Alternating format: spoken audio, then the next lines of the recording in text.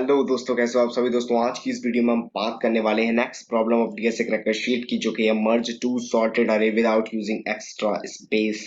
तो काफी ज्यादा इंपॉर्टेंट प्रॉब्लम है, काफी डिफिकल्ट प्रॉब्लम है। अभी तक जो हमने बात करी थी प्रॉब्लम्स की, कुछ इजी लेवल प्रॉब्लम थी, कुछ मीडियम लेवल प्रॉब्लम थी, बट ये जो है दोस्तों वो हार्ड लेवल की प्रॉब्लम है। काफी ज्यादा कंपनीज में पूछी गई है। मैं आपको अगर दिखा दूं कि ये जो प्रॉब्लम है जीएफजी पर मेंशन्ड है, और अगर कंपनी टैग्स दिखाऊं तो Amazon, Amdocs, Brocade, FactSet, Goldman सैक्स,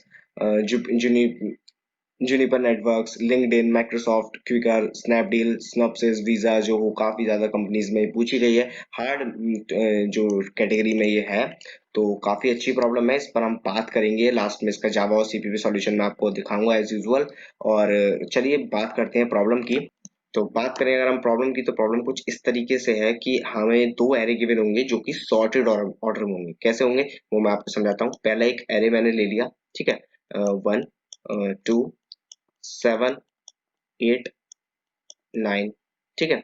ये एक एरे मैंने ले लिया। अब as you can see, this array is in sorted order. This is basically ascending order में ये एरे, ठीक है। एक एरे और मैं ले लेता हूँ, दूसरा एक एरे ले लेता हूँ, जो कि होगा लेट्स से 3 4 5 और 6, ठीक है। ये एक एरे है, एरे, ये इसको मैं बोल देता हूँ एरे 1, और इसको मैं बोल देता हूँ एरे 2, ठीक है। तो ये एरे 1 हो गया, एरे 2 के दोनों सॉर्टेड ऑर्डर में है। Now what we have to do, we have to merge these sorted array.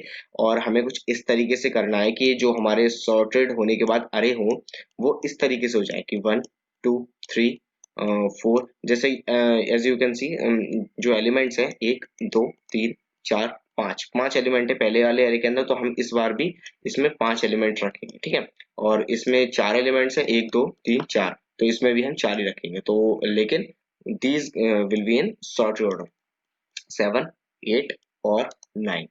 Now you can सी, अगर हम दोनों को मर्ज करके देखें, अगर हम पहले देखते तो कुछ इस तरीके से हमारे पास आउटपुट आता कि 1 2 7 8 9 3 4 5 6। एज यू कैन सी, ये अपने आप में तो सॉर्टेड ऑर्डर में है, अपने आप में तो सॉर्टेड ऑर्डर में है, but after merging these two arrays, these both are not in a sorted order, ठीक है। मर्ज करने के बाद जो कंबाइंड एरे मिल रहा है वो हमें सॉर्टेड ऑर्डर में नहीं है ना। आप एज यू कैन सी, अगर मैं इसको लिखने की कोशिश करूं मर्ज कर कर, तो क्या आएगा 1 2 3 4 5 6 7 8 और 9। As you can see, this is in sorted order. ये अपने आप में तो सॉर्टेड ऑर्डर में है ही, और साथ ही साथ ये कंबाइंड होने के बाद मर्ज जो अरे मिलेगा हमें, वो भी सॉर्टेड ऑर्डर में है, ठीक है। तो आई होप आपको प्रॉब्लम समझ में आई होगी। बेसिकली हमें प्रॉब्लम में करना क्या है।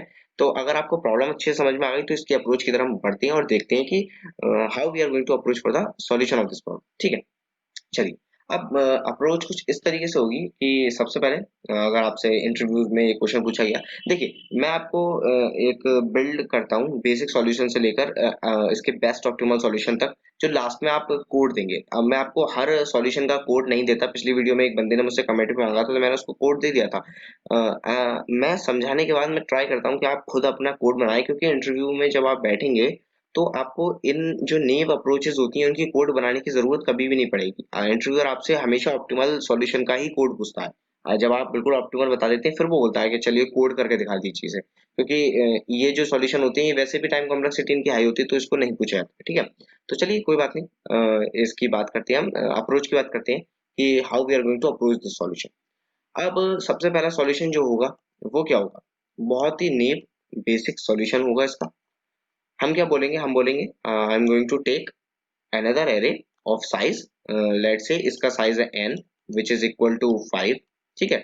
इसका साइज है m which is equal to 4, ठीक है। अब मैं क्या लूंगा, मैं एक 9 साइज का, क्योंकि 5 प्लस 4 इज इक्वल टू 9, तो 9 साइज का एक अरे लूंगा, जिसमें मैं एक मिनट में ले लेता हूँ 1 2 3 4 5 6 7 8 9, ठीक है। और मैं एक एक कर कर, this is a sorted array, ठीक है, तो मैं इसको कंसीडर नहीं करता हूँ, मैं इन एरे को कंसीडर करता हूँ। एक एक कर कर मैं इनके एलिमेंट्स को लिखना शुरू करता हूँ, 1 2 7 8 9। फिर मैं इसके एलिमेंट्स को लिखना शुरू करता हूँ, विच इज 3 4 5 एंड 6, ठीक है। मेरे पास एरे आ गया, और now I am going to sort this resultant array. तो after sorting, this array will look like 1 2 2 3 4 5 6 and so on. ठीक है, एज यू कैन, ठीक है लिख देता हूँ। ठीक है, अब ये हो गया, this is a sorted array. अब मैं क्या करूंगा, मैं इसको दोबारा इन एरे में स्टोर करा दूंगा। शुरू के जो इनिशियल 5 एलिमेंट्स होंगे वो इस एरे में, और लास्ट के 4 एलिमेंट्स इस एरे में। ठीक है, so this array will contain, this array will look like this particular sorted array. ठीक है, इसकी तरह ये दिखेगा। तो एज यू कैन सी हमने अचीव कर लिया जो हमें करना था। ठीक है, हमने सॉर्टेड अपना जो एल्गोरिदम है वो सॉर्ट कर दिया। अब इसकी टाइम कॉम्प्लेक्सिटी क्या होगी, टाइम कॉम्प्लेक्सिटी होगी, as you can see I am traversing n plus m, and after this I am applying sorting, तो इसकी टाइम कॉम्प्लेक्सिटी होगी n plus m log of n plus m। ठीक है, as you can सी आपको पता होगा कि जो टाइम कॉम्प्लेक्सिटी होती है किसी भी सॉर्टिंग की, वो होती है आपकी n log n, and here the size is n plus m, so the overall time complexity will be n plus m log n plus m। ठीक है, स्पेस कॉम्प्लेक्सिटी क्या होगी, space complexity n plus m, क्योंकि मुझे extra space लगा n plus m का। ठीक है, तो काफी सिंपल सॉल्यूशन था, काफी सिंपल अप्रोच थी, कोई इशू नहीं है इसमें। लेकिन इंटरव्यूअर आपसे बोल सकता है कि भाई मुझे ये एक्स्ट्रा स्पेस यूज नहीं करना है, जो आप ये एक्स्ट्रा स्पेस यूज कर रहे हैं ना, उसको हटाओ भाई, ये एक्स्ट्रा स्पेस यूज करे बिना इन्हीं एरे में कुछ तिगड़म बिठाओ और इसको सॉल्व करके दिखाओ। ठीक है, तो हम कहेंगे ठीक है, करते हैं कुछ ना कुछ जुगाड़ करते हैं हम, और देखते हैं कि क्या कर सकते हैं। ठीक है, तो अब बेसिकली हम करेंगे क्या, हम कुछ इस तरीके से करेंगे, हमें इन एरे के अंदर ही कुछ एलिमेंट्स को शफल करना है ताकि हमारा जो है वो सॉर्टेड ऑर्डर में हो जाए। अब हम क्या कर सकते हैं, हम ये कर सकते हैं, हम वन बाय वन एलिमेंट्स को लेंगे। लेट्स से कि मैंने इसका 1 लिया और मैंने इसको इस एरे में पुट कर दिया। ठीक है, इस एरे में पुट कर दिया। इसको थोड़ा इफिशिएंट बनाने के लिए मैं ये भी कर सकता हूँ, मैं चेक करूंगा कि अब 1 मेरा 3 से बड़ा है, क्योंकि अगर मेरा 1 3 से बड़ा होगा तो ऑब्वियसली ये वाला 3 जो है वो इधर आना चाहिए, बट मेरा 1 3 से छोटा है। और अगर मेरा 1 3 से छोटा है तो इसके आगे मुझे कभी भी 1 से छोटा नंबर नहीं मिलेगा, क्योंकि ये इंक्रीजिंग ऑर्डर में जा रहा है इस एरे में। ठीक है, तो मैं क्या करूंगा, मैं इसको स्किप कर दूं, 1 को मैं स्किप कर दूं। ठीक है, मैं 4 पर आऊंगा, सॉरी 4 पर नहीं आऊंगा मैं, इस वाले एरे को तो मैं ऐसे ही रखूंगा। मैं इसको हटाकर अब मैं 2 पर आऊँ, 2 भी 3 से छोटा है, मैं और आगे बढ़, मैं 7 पर आऊँ। अब 7 जो है वो मेरा 3 से बड़ा है, that means 3 will be at this position. ठीक है, तो what I am going to do, I am going to swap these two numbers, तो 7 मेरा इधर आ जाएगा और 3 मेरा इधर आ जाएगा। ठीक है, मैं इसको दूसरे कलर में लिखता हूँ, थोड़ा डार्क में, डिफरेंट कलर में, ताकि आपको दिखे। ठीक है, 3 मेरा इधर आ गया। अब आप देख सकते हैं कि जो प्रॉपर्टी थी कि दोनों के दोनों एरे सॉर्टेड हैं, वो यहाँ पर वायलेट हो गई। So I am going to apply a sort here. ठीक है, तो after sorting my array will be, मेरा जो एरे होगा वो होगा 4, और ये 5, फिर यहाँ पर 6, और इधर आएगा लास्ट में मेरा 7। ठीक है, इधर लास्ट में मेरा 7 आएगा। ठीक है, चलिए कोई, आगे बढ़ते हैं, आगे बढ़े, इधर आए, 8 4 से छोटा, सॉरी बड़ा है। Again swap these two numbers, 4 इधर 8 इधर, again sort the array, sort करने के बाद फिर से 5 6 7 8। ठीक है, 5 6 7 8 ऐसा हो जाएगा, 5 6 7 और 8, 5 6 7 8। अगेन 9 से कंपेयर करूंगा 5 को, 9 इज ग्रेटर देन 5। ठीक है, तो 9 इधर आ जाएगा। अगेन सॉर्ट, ठीक है, अगेन सॉर्ट 6 7 8 9, 6 7 8 9, 6 7 8 और 9। So the time complexity will be big O of, time complexity will be big O of n into m in worst case. Space complexity will be big O of 1, क्योंकि extra space use नहीं करा, वहीं करा है। और ये मैंने time complexity nm क्यों ली, क्योंकि मैं n एलिमेंट्स को ट्रेवर्स कर रहा हूँ। ठीक है, सॉरी n m नहीं आएगी, एक गलती हो गई, n m नहीं आएगी, n m log m आएगी। ठीक है, तो each and every, let's say in worst case I have to swap each and every elements of this array with this array, तो n times मुझे m log n time complexity लगानी पड़ेगी for sort. ठीक है, तो swap का था क्योंकि विग ऑफ 1 ऑपरेशन हो गया, तो n into m log m। ठीक है, तो फर्दर टाइम कॉम्प्लेक्सिटी भी अच्छी है, क्योंकि उसमें n plus m into n plus log m plus m आ रहा था, जैसा आप देख सकते हैं। और यहाँ पे मेरा टाइम कॉम्प्लेक्सिटी थोड़ी रिड्यूस भी हुई है और स्पेस कॉम्प्लेक्सिटी मैंने रिड्यूस कर दी। पर थोड़ा ट्रिकी सॉल्यूशन है इसलिए मैंने इसको बाद में बताया रेदर देन नेव सॉल्यूशन। ठीक है, ये हुई बात।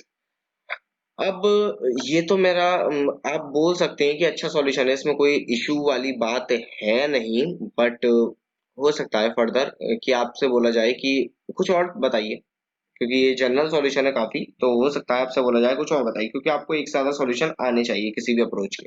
ठीक है, अगर है उसके पॉसिबल सॉल्यूशन तो उसके लिए भी मैं आपको बताता हूँ और क्या तरीका है इसको सॉल्व करने का। एक तरीका कुछ इस तरीके से है, मैं इसको दोबारा लिख लेता हूँ। ठीक है, तो आपका एरे कुछ इस तरीके से, ठीक है। अब हम क्या करेंगे, हम अनदर अप्रोच है ये, इसमें हम क्या करेंगे, हम लास्ट एलिमेंट को किसी एक वेरिएबल में स्टोर करा देंगे। लेट्स से मैंने एक टेम्परेरी वेरिएबल ले लिया लास्ट, ठीक है, उसमें मैंने इसको स्टोर करा दिया। अब क्यों स्टोर कराया वो मैं आपको बताऊंगा। अब मैं इसका हाईएस्ट एलिमेंट, इस अरे का हाईएस्ट एलिमेंट लास्ट इंडेक्स पर होगा, ठीक है, ऑब्वियसली मैं क्या करूंगा, मैं 6 को उठाऊंगा और उसको उसकी एग्जैक्ट पोजीशन पर इंसर्ट करूंगा। Basically I am using the insertion sort algorithm, ठीक है। इंसर्शन सॉर्ट का जो अप्रोच होती है वही मैं यूज कर रहा हूँ, ठीक है। एज यू कैन सी 6, ये रही पोजीशन। आपने अगर पढ़ा होगा शिफ्टिंग ऑफ अरे, ठीक है, शिफ्टिंग ऑफ अरे एलिमेंट्स आपने पूछा होगा, पढ़ा होगा ये चीज, शायद मैंने करवाई भी है कि शिफ्ट एलिमेंट्स ऑफ अरे by one position at the right, shifting of arrays element in left, ठीक है। तो ये एक अप्रोच होती है, तो ये तो आपको पता ही होगी। तो मैं क्या करूंगा, मैं इसको शिफ्ट करूंगा, ठीक है। Basically I am inserting this 6 here and shifting the whole array, ठीक है। तो इसको मैं हटाता हूँ और इसको मैं ये लूंगा यहाँ से। After shifting, array will look like this and this position will be vacant, so I am going to insert 6 here.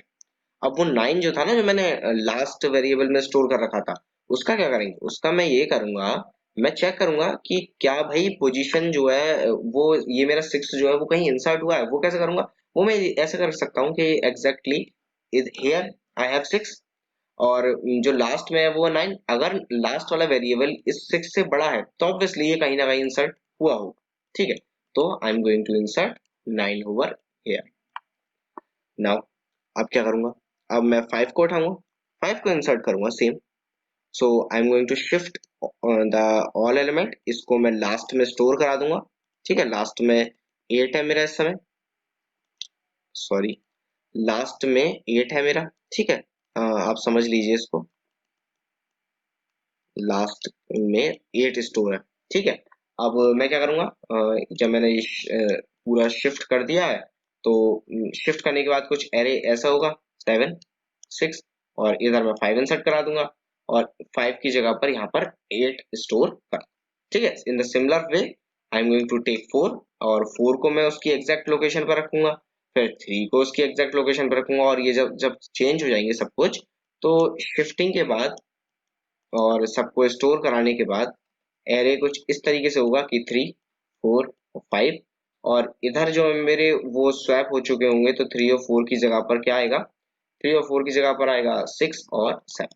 So as you can see the array is completely sort, ठीक है। टाइम कॉम्प्लेक्सिटी क्या होगी इस algorithm की, time complexity इसके algorithm की होगी कि basically as you know that shifting of array cost us big O of n।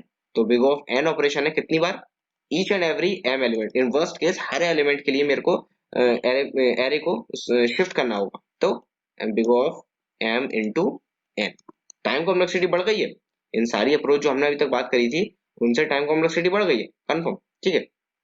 और ये जो, सॉरी, टाइम कॉम्प्लेक्सिटी भी क्यों बढ़ी, टाइम कॉम्प्लेक्सिटी तो रिड्यूस हुई है ना। यहाँ पर n m n log n into m log m थी और यहाँ पर एम इंटू एन है, ठीक है। सो आई वॉज कंफ्यूज, तो थोड़ा माफ करना, हो जाता है कभी कभी ज्यादा देर बोलने से। तो ठीक है, टाइम कॉम्प्लेक्सिटी यहाँ पर रिड्यूस हो गई है। स्पेस कॉम्प्लेक्सिटी तो ऑब्वियसली है ही बिग O ऑफ 1, ठीक है। तो हमने कर लिया। तो नेक्स्ट अप्रोच क्या है, अब जैसा आपके ये दो एरे हैं तो हम क्या करेंगे, हम बेसिकली यूज करेंगे जैसा आपने इंजीनियरिंग मैथमेटिक्स साइड 3 में आया था ये कि दो एलिमेंट्स के कुछ इंटरवल पर हम लेते थे और स्वैप करते थे। तो बेसिक अप्रोच क्या है मैं आपको बताऊं कि हम दो एलिमेंट्स लेंगे, it can be from these individual array और फ्रॉम बोथ द एरे। ठीक है, तो दो एलिमेंट लेंगे और दो एलिमेंट लेकर हम दोनों उन दोनों कंपेयर करेंगे। लेट्स से कि मेरा एक मैं एक लूंगा लेफ्ट पॉइंटर पर एक एलिमेंट और एक लूंगा राइट पॉइंटर पे एक एलिमेंट। अगर मेरा लेफ्ट पॉइंटर वाला एलिमेंट बड़ा हो जाता है राइट पॉइंटर वाले एलिमेंट से, so I am going to swap those element. ठीक है, अब वो जो लेफ्ट पॉइंटर राइट पॉइंटर के एलिमेंट लूंगा कैसे मैं? ठीक है, तो मैं एक अप्रोच यूज करूंगा। What I am doing is n plus m।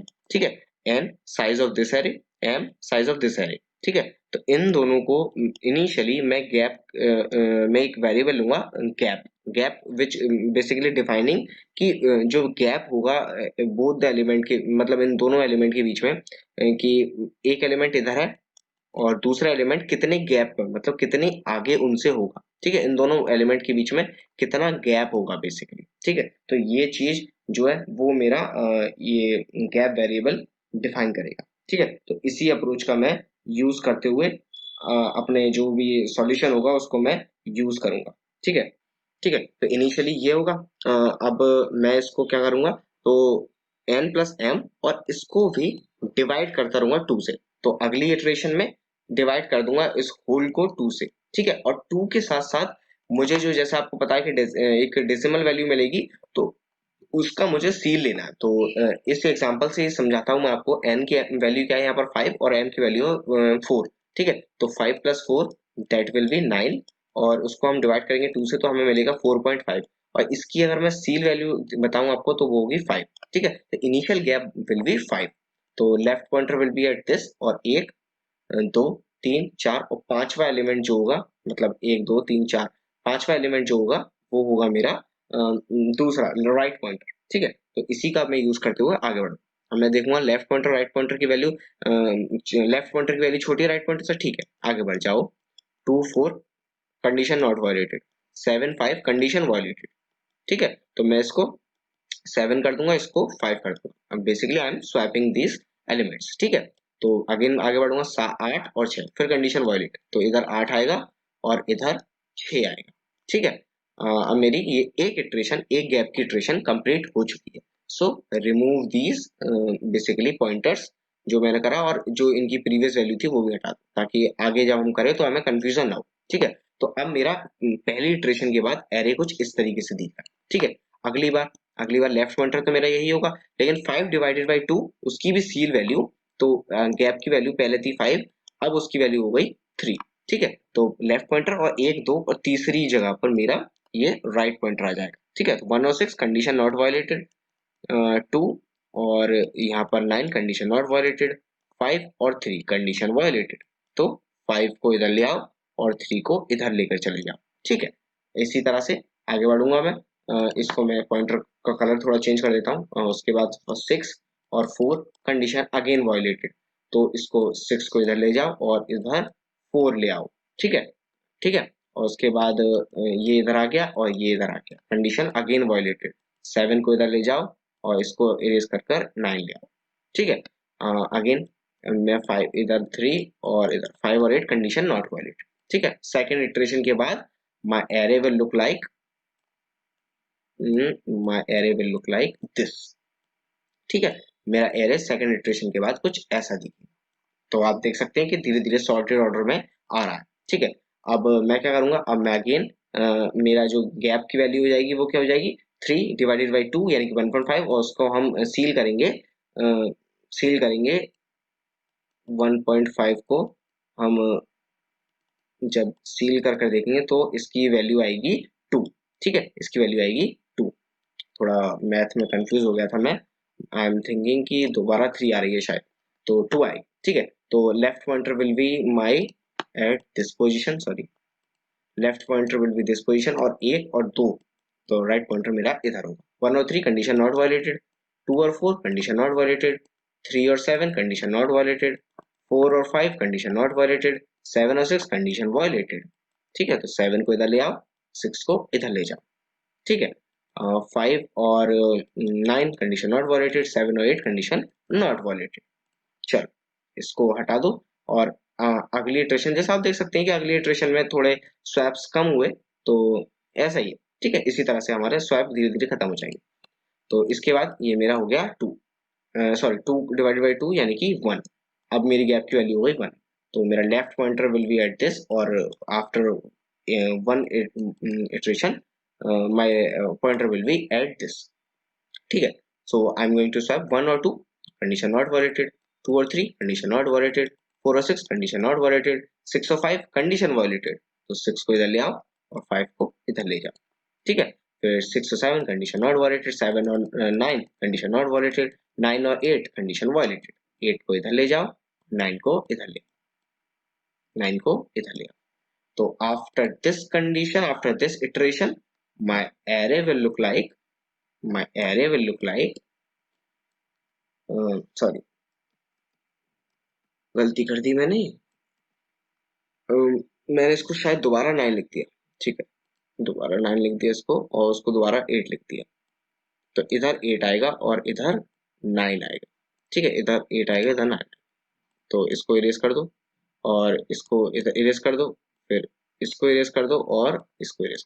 ठीक है, तो एज यू कैन सी 1 2 3 4 5 6 7 8 9, ये 9। ठीक है, ये 9 है। तो इस ऐसा आप देख सकते हैं कि आपका जो एरे है वो सॉर्ट हो गया। अब कितना टाइम लगा मुझे इस प्रोसेस को करने के लिए? तो as you can see I am dividing the whole n plus m by 2, so it will be log of m plus n। ठीक है, क्योंकि बार बार 2 से डिवाइड हो रहा है तो एक्सपोनेंशियल हो गया। और मैं क्या कर रहा हूँ, मैं हर एक इटरेशन पर वर्क कर रहा हूँ, तो इसकी n प्लस m ही होगा, क्योंकि मेरे को n एलिमेंट्स n, जैसा आप देख सकते हैं वर्स्ट केस में मैं एक एक इटरेशन पर वर्क कर रहा था, तो n प्लस m को ट्रेवर्स करना पड़ा। तो n plus m log m plus n इसकी टाइम कॉम्प्लेक्सिटी होगी, और स्पेस कॉम्प्लेक्सिटी होगी इसकी बिग ऑफ 1। ठीक है, तो आई होप आपको ये अप्रोच समझ में आई होगी। तो at the last I will show you the actual solution, actual code, ताकि आपको क्लियर समझ में आ जाए कि मैं बोल क्या रहा हूँ, तो उसका आपको क्लियर समझ में आए। तो basically at initial I am taking n plus m age gap, i और j दो वेरिएबल है, लेफ्ट पॉइंटर राइट पॉइंटर, इनको 0 से इनिशियलाइज कर दिया। I am iterating over each gap. ठीक है, तो सीपीयू सॉल्यूशन वाले रुक जाएं, वेट करें या स्किप कर दें वीडियो को। ठीक है, तो next gap, basically I am taking the for loop, और इनिशियली हम क्या कर रहे हैं, हम नेक्स्ट गैप फंक्शन को कॉल कर रहे हैं। नेक्स्ट गैप क्या करेगा, गैप को लेगा और उसकी सील वैल्यू को रिटर्न करा देगा। ठीक है, उसकी सील वैल्यू को रिटर्न करा दे, gap divided by 2 plus gap mod by 2, या आप डायरेक्ट सील फंक्शन यूज करते हैं। मैं उसको प्रीफर नहीं करता, क्योंकि कभी कभी वो डेसिमल में प्रॉब्लम दे देता है। ठीक है, प्रिसीजन एरर आ जाता है उसमें। ठीक है, तो हम इसको यूज करके गैप को बार बार 2 से डिवाइड कर रहे हैं। तो गैप को इनिशियली हम जब करेंगे, तो गैप जो आएगा, गैप डिवाइडेड बाई 2 होकर आएगा, n plus m divided by 2। और गैप जब तक 0 से बड़ा है तब तक ये काम करते रहो, gap equal to next gap. ठीक है, तो गैप हर बार 2 से डिवाइड होता चला है। उसके बाद हम क्या करेंगे, हम एक लूप चलाएंगे जो 0 से लेकर i plus gap divided, sorry n से कम है। यानी कि ये वाला जो लूप है वो बेसिकली पहले वाले एरे के अंदर जब हम काम कर रहे थे तो, ठीक है, क्योंकि हम जब आप देख रहे होंगे कि इटरेशन में हम जब वर्क कर रहे थे, so we are moving from this position to that position. मैं आपको एक बार दिखा भी देता हूँ।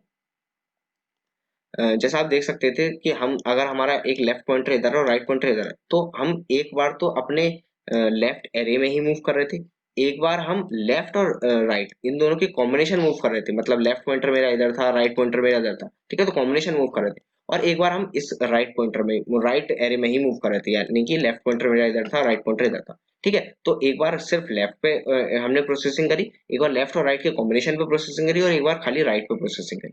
ठीक है, तो इसी तरह से मैंने ये वाला जो है वो मेरा n से छोटी वैल्यूज के लिए वर्क कर रहा है, एरे ऑफ i और array of i plus gap, इन दोनों को चेक करेगा। मतलब i जो है वो मेरा लेफ्ट पॉइंटर का काम करेगा, i प्लस गैप मेरा राइट पॉइंटर का काम करेगा। ठीक है, और अगर ये मतलब लेफ्ट पॉइंटर वाली वैल्यू बड़ी हो जाती है, so I am swapping these two values. ठीक है, अब उसके बाद मैं एक जे पॉइंटर का यूज कर रहा हूँ, जो कि बेसिकली काम कर रहा है मेरा क्या बोलना चाहिए, सेकंड एरे के लिए। ठीक है, तो ये मेरा पहले एरे के लिए ith पॉइंटर, jth पॉइंटर मेरा क्या है, गैप की वैल्यू अगर n से बड़ी है, मतलब गैप जो है वो पार हो गया है, मतलब जो राइट पॉइंटर है वो सेकंड एरे में घुस गया है। ठीक है, सेकंड एरे में एंटर कर गया है, तो j की वैल्यू अब जो होगी वो गैप माइनस n हो जाएगी। ठीक है, तो लेट्स से कि मेरा n की वैल्यू थी 5 और मेरा जो j की वैल्यू है वो हुई 6 या 7। ठीक है, तो 6 और 7 में से अगर मैं 5 माइनस कर देता हूँ तो मेरा 2 आएगा। ठीक है, 7 में से 5 डिवाइड करा माइनस करा तो 2 आ गया। तो jth वैल्यू जो है वो jth पॉइंटर सेकंड एरे की सेकंड इंडेक्स पर। ठीक है, समझ रहे हैं। और अगर वो पहले ही है तो इसका मतलब j 0 से इनिशियल करना है। मतलब मैं आपको इसको दिखाता हूँ कि अगर मेरा ith पॉइंटर इस जगह आ गया है, ठीक है, तो jth को क्या करूंगा मैं, जैसे मान लीजिए ये 7, आई की वैल्यू 7 हो गई, 5 6 और 7। ठीक है, 5 यहाँ पर थी, 6 यहाँ पर थी, 0 1 2 3 4 होगी। ठीक है, अगर जीरो बेस इंडेक्शन ले रहा है तो यहाँ पर 4 होगी, यहाँ पर 5 हो जाएगी आई की वैल्यू, यहाँ पर 6 हो जाएगी आई की वैल्यू। ठीक है, और यहाँ पर जब ऐसे हो जाएगी उसके बाद मैं क्या करूंगा, मैं ये देखूंगा कि अगर मेरा जो गैप की वैल्यू है वो इस तरफ आ गई है तो मैं उसमें से 6 माइनस जे कर दूंगा। यानी कि जैसे मान लीजिए जो एन कर दूंगा, सॉरी 6 माइनस एन कर दूंगा, तो मेरा वैल्यू क्या आएगी, 6 - 4 यानी कि 2। यानी कि सेकंड इंटरवल से ही मुझे jth पॉइंटर को स्टार्ट करना है। और अगर मेरा गैप की वैल्यू कहीं इधर ही लाई कर रही है, मतलब वो मेरे एरे में नहीं आया, तो मेरे को jth पॉइंटर 0 से शुरू करना है। ठीक है, तो आई होप आपको ये चीज समझ में आई होगी। तो ये हो गई बात। उसके बाद मैंने ये काम करा, और अगर आई की वैल्यू जे से ज्यादा आती है तो I am going to swap this. और सेम काम मैंने यहाँ करा, अगर जे की वैल्यू एम से छोटी है, मतलब जे अभी पीछे है, कुछ एलिमेंट्स और बचे हैं, तो 0 से लेकर गैप आई जे प्लस गैप से तक लूप चलाइए, और उसके बाद कहीं पर भी वैल्यू होती है तो उसको स्वैप कर दीजिए। ठीक है, तो ये रहा जावा सॉल्यूशन। और सीपीपी सॉल्यूशन किसी को देखना है तो ये रहा सीपीपी सॉल्यूशन। तो सीपीपी सॉल्यूशन वालों के लिए बोल रहा हूँ मैं, जावा सॉल्यूशन आप डिटेल में देख सकते हैं, क्योंकि बिल्कुल एक भी एक मतलब एक मैं बोलूँ एक सेमीकोलन भी चेंजेस नहीं है कोड में।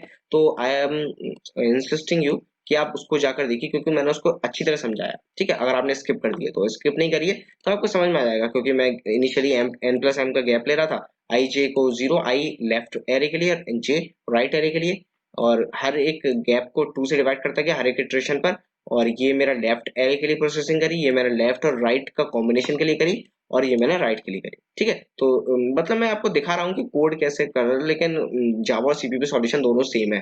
ठीक है, तो ये हो गई आपके कोड की बात।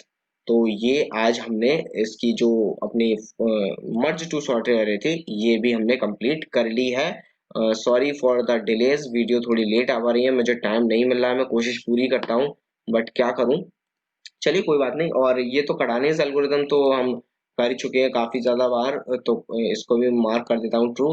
तो हम अब कंप्लीट कर चुके हैं ये प्रॉब्लम। अब अगली प्रॉब्लम बात करेंगे मर्ज इंटरवल। बहुत अच्छी प्रॉब्लम, बहुत अच्छे से समझाऊंगा मैं, और बहुत अच्छी तरह से समझ में आएगी। ठीक है, मर्ज प्रॉब्लम में कोशिश करूंगा कल ही इसकी वीडियो डालने की।